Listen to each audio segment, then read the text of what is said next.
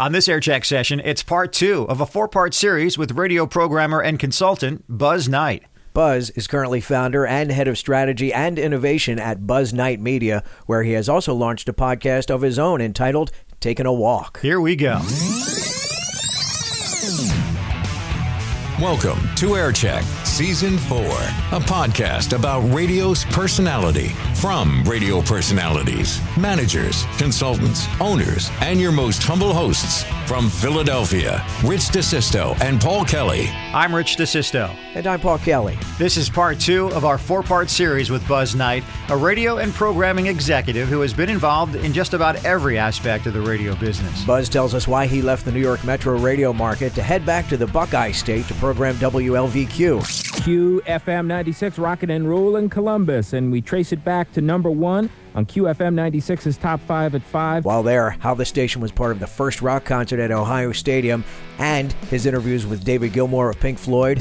No, we knew it was a bit better than anything we'd done before. We were aware that we stood a much better chance to sell some records and stuff with that one than we ever stood with anything we'd done before. Mel Blanc.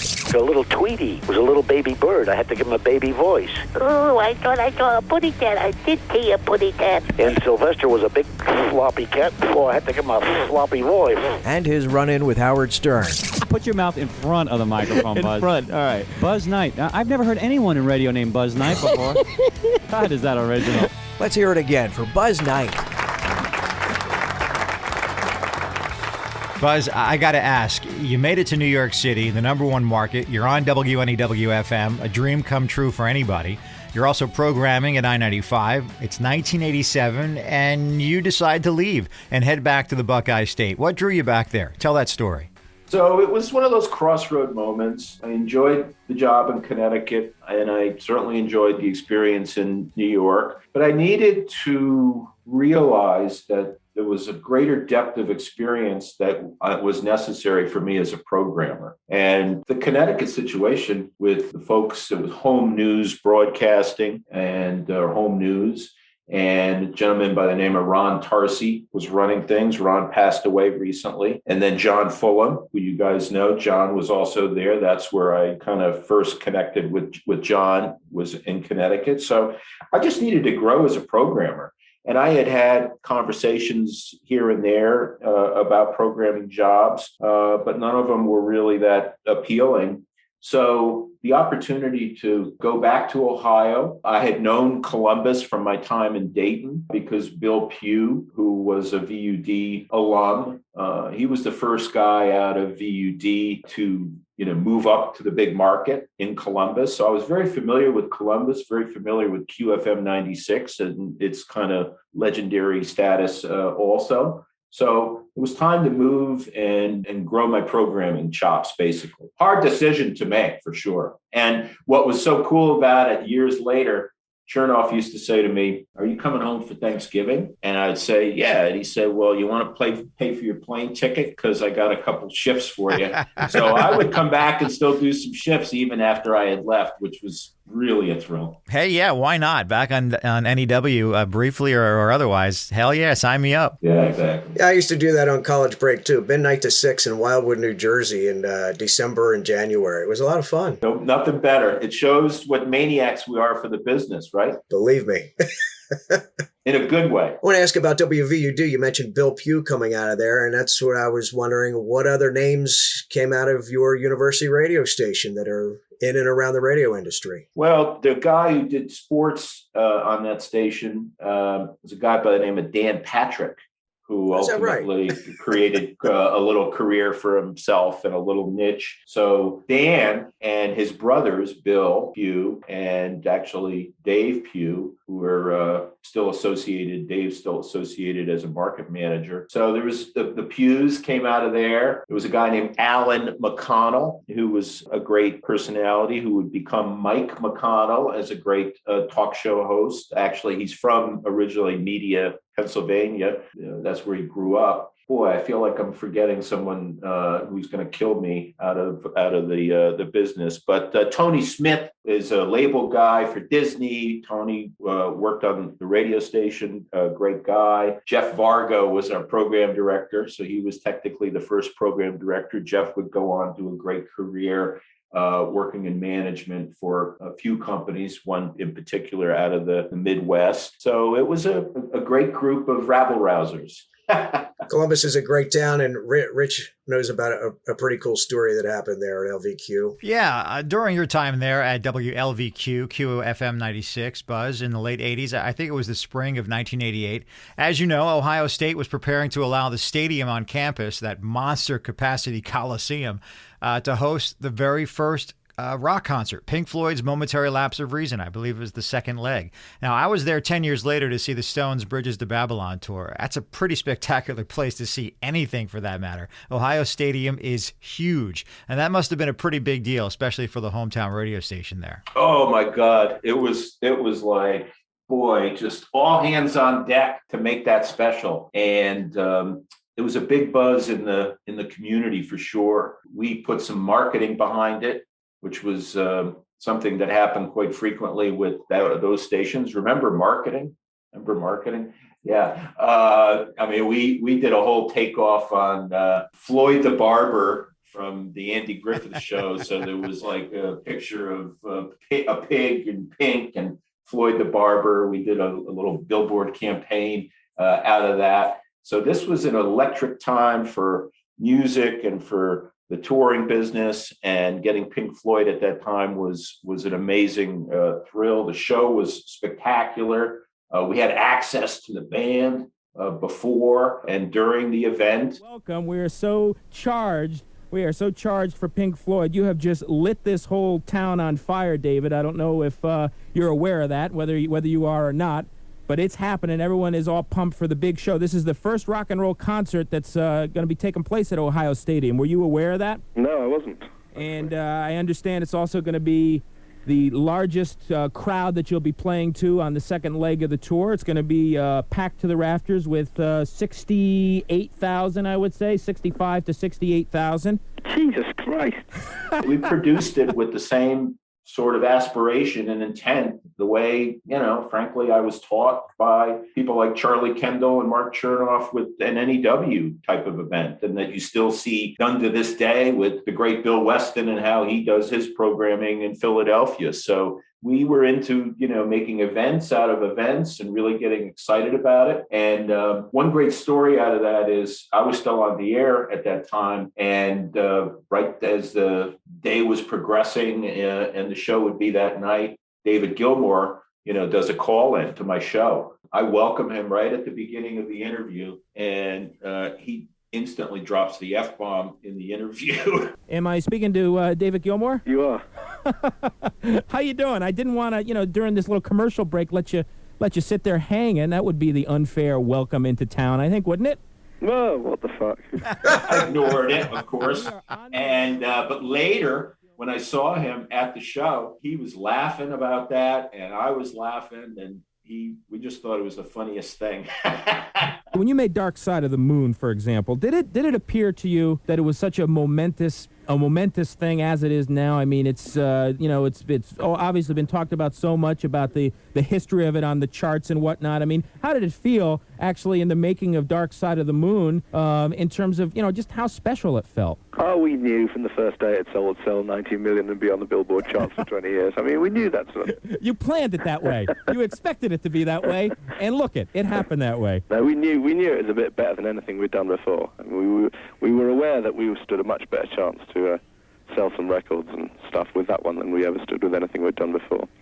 And we were right. So speaking of Dark Side of the Moon, let's fast forward to your next stop on the radio dial, WZLX in Boston. First off, what a radio market Boston it was and still is. I mean, the big rock guns at the time, AAF, BCM, BOS, ZLX. I mean, it was just a powerhouse. And you were the PD, I believe, from 92 to 2002.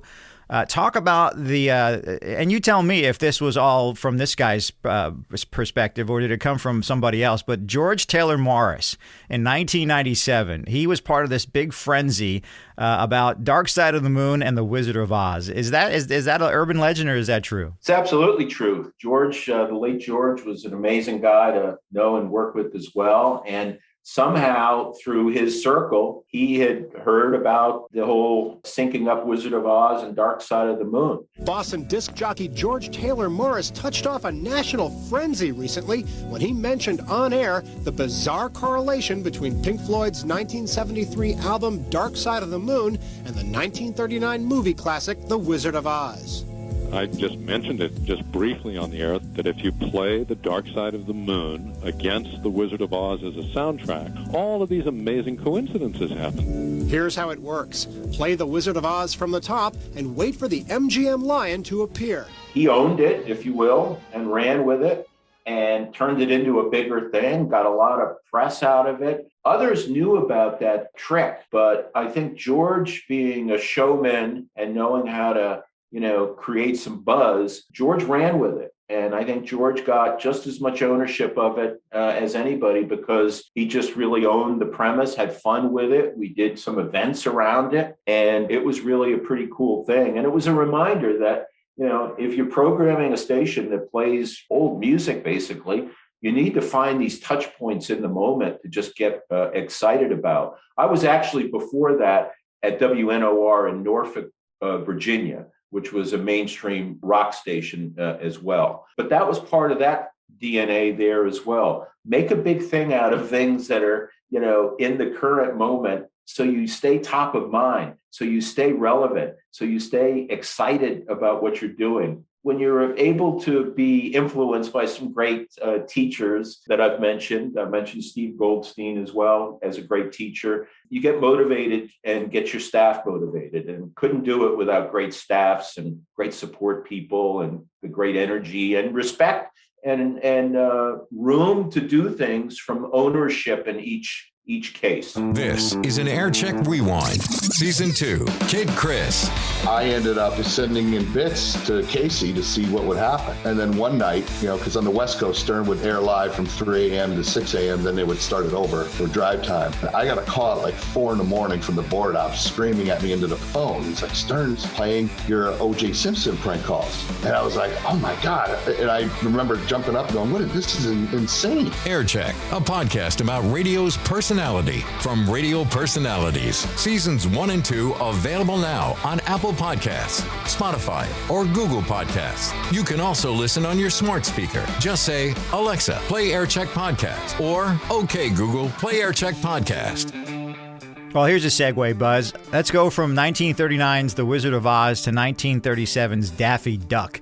How do we do that? Well, with another amazing talent that you had a moment with while on the air in Columbus, the great Mel Blanc. Talk about that encounter. It was one of those moments where I came in to do the show, and our promotion director, another dear friend I'm still in touch with, one of the great guys in the business, Mark Munch Bishop. Mark comes in, and Mark was always, to this day, he's like shot out of a cannon.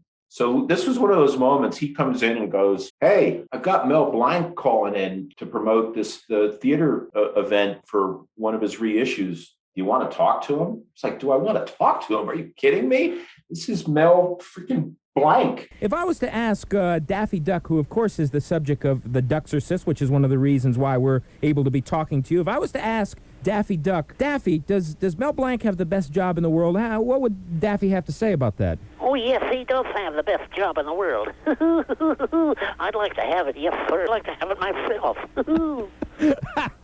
How did you stumble upon that voice, and what's the story behind it? Well, they showed me this crazy duck, and they said he's Daffy's, all his name implies.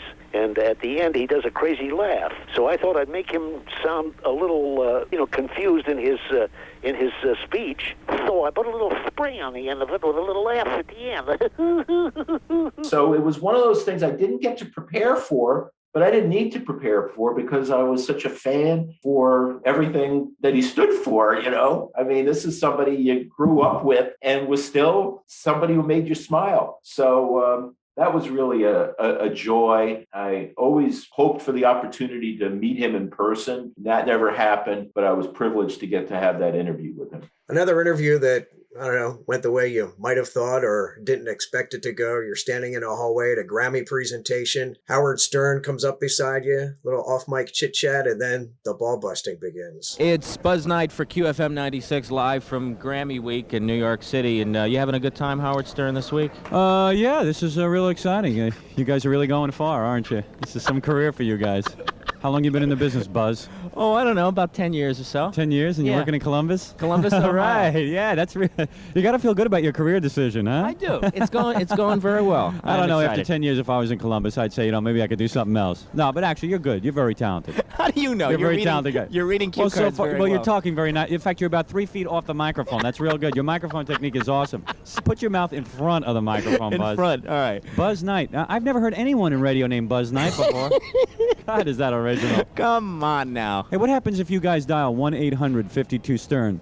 1-800-52-STERN. Is that where... I wonder if that works from Ohio. Video? Yeah, your video. I just put out a new videotape, actually. I'm wondering, try it. See if you can get through on it. 1-800-52-STERN. There's a lesbian dial-a-date. Yeah. There's a man who lights his private parts on fire. We dare not say penis in Ohio. We dare not say that. Well, no way we'll say penis. Well, you just said it. There's a man who lights his private parts on fire on the videotape, and while trying to cook an egg, and he has to rip off his underpants because he almost burns up. And there's a that was these events. There was a guy by the name of John McGann who passed away. John was a great programmer and showman, creative guy, and John produced these events. They were live from Grammy Week events. So this was a event that would occur either New York or LA, depending on where the Grammys were that year. And it was really, a roundtable conversation with celebrities coming through. So Howard was at K-Rock then, and he was doing his show, as were we from Columbus and others at the event in New York. I'm trying to remember where physically that was. It was probably like a large hotel ballroom type of thing. So the booker comes around typically and says, okay, I've got this one, I've got this person, and you pretty much take most people. There might be some stuff you go, I don't really need to talk to a soap opera star. That's okay, even though we did, but you could kind of yay or nay. So they pitched Howard. That was an automatic yes for me because I had history with him. He was actually, no joke, the first program director who took a phone call from me when I had gotten out of college. He was at WRNW in Briarcliff Manor as program director then. Hi, I'm Howard Stern, the program director of Westchester's Rock Station. It's really hard to describe what makes a radio station a success. We here at WRNW have narrowed it down to a very few special elements. And I remember calling and, him picking up the phone and in his, Howard voice then, which was extremely nasal, Howard saying, no, I don't have anything for you, but, if I think of something, he's very nice. So then fast forward, and when they asked on the go-round whether you want to talk to Howard, it was like, sure, no brainer. It was really, really a cool experience, and I'm glad I had that opportunity to be busted by the king of all media. Wow, pretty good stuff. Some great stories, and more to come. Yes, this is part 2 of 4 with Buzz Knight. And in our next episode, Buzz highlights his love for the annual Consumer Electronics Show. He proudly speaks of the great work his voice and others within the National Association of Broadcasting accomplished when it came to better audience measurement. Buzz also offers his advice for newcomers getting into the radio business and lets us in on a little innovation project he's working on to save AM radio. You can follow us, stream, and download every episode of AIRCHECK on Apple Podcasts, Google Podcasts, and Spotify. You can also tell your smart speaker to play AIRCHECK Podcast. If you haven't done so, give us a great rating. We'd also love to hear from you on our Facebook page, AIRCHECK Me. This is Rich DeSisto. And I'm Paul Kelly. We'll see ya. Closing out another episode of AIRCHECK, a podcast about radio's personality from radio personalities. If you have radio stories to share, we'd love to hear from you. Join the AIRCHECK guest list. Email aircheckme@gmail.com. Musical props are Chris Gordon's. Announcer props, I'll take those. Greg O'Brien, the OB. AIRCHECK is available now on Apple Podcasts, Google Podcasts, and Spotify. You can also tell your smart speaker to play AIRCHECK Podcast. AIRCHECK is the creation of RDPK Productions.